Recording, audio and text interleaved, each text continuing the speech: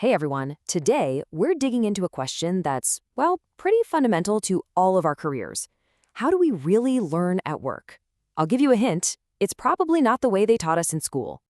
Let me ask you something. Have you ever had one of those really tough, maybe even stressful projects, but when you came out the other side, you realized you learned more in those few weeks than in an entire week-long training course?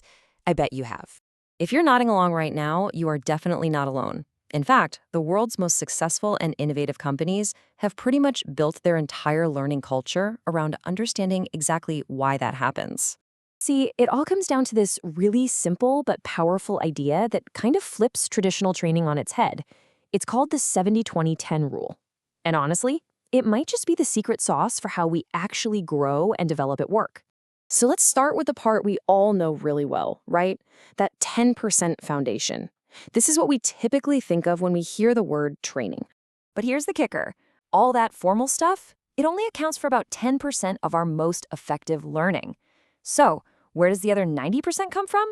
Well, it happens right in the middle of our actual day-to-day work. This 10% is what we call formal learning. It's super structured, with a curriculum, a clear beginning and end. Think about workshops, e-learning modules, webinars, all this official certification programs. Yeah, this kind of learning has fixed schedules, really clear objectives, and you usually get some kind of standardized test at the end. A great example is a company like Infosys. They put their new hires through a really intense 14-week program to get them ready for the job. It's an absolutely essential foundation for sure, but it's only the very beginning of the journey. Okay, so moving on to the next piece of the puzzle, the 20%. This is all about learning from the people we're surrounded by every single day. This is social learning. It's not about being in a classroom. It's about all that knowledge we just soak up through conversations, collaboration, and just watching others. It's that learning that happens naturally with our colleagues, our mentors, and our managers. So what does this look like in the real world? It's that crucial feedback your manager gives you right after a big presentation. It's that game-changing piece of advice you get from a mentor who's been in your shoes. It can even be something as simple as job shadowing. Just looking over the shoulder of an expert to see how they handle their work. And that brings us to the biggest piece of the pie by far, the massive 70%. This right here is where the real, deep, lasting growth happens. Learning by actually doing the thing. This is experiential learning. It's usually messy, it's often unstructured, and it is always hands-on. We're not talking about studying some theoretical problem in a textbook. We're talking about being thrown into a real one, often when you don't have all the answers yet. And it works because it taps into our natural drive to just figure things out. This is where the rubber meets the road. It's the experience of leading your very first big client project. It's taking on that stretch assignment that feels just a little bit out of your comfort zone. It's even making a mistake and then learning, right there on the fly, how to fix it. These are the lessons that really stick because we are so personally invested in the outcome. And if you need any proof of just how powerful this is, just look at Google.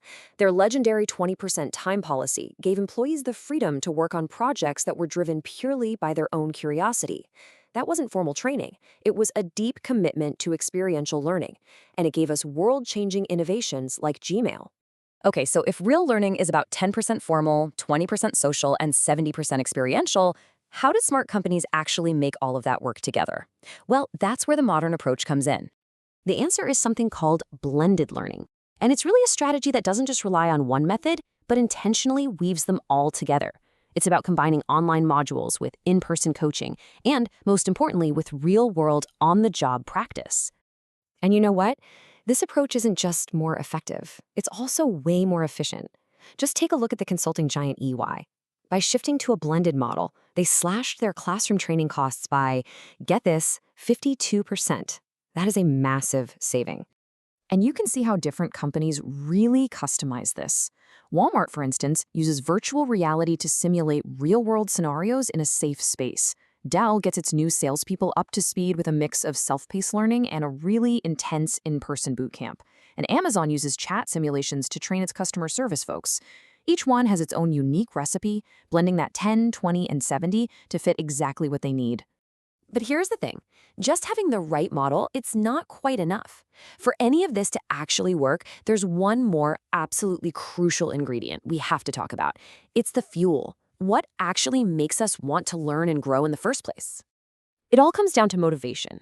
You've got external motivation, things like rewards, pressure, deadlines. And yeah, that can get a task done. But then you have internal motivation, that fire that comes from your own passion, your curiosity, your sense of purpose. And that's what fuels genuine long-term growth.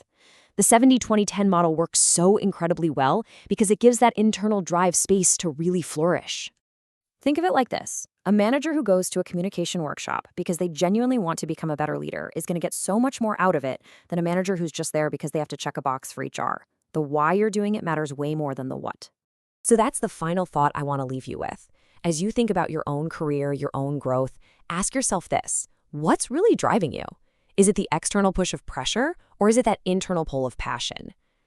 Understanding that answer, that might just change everything.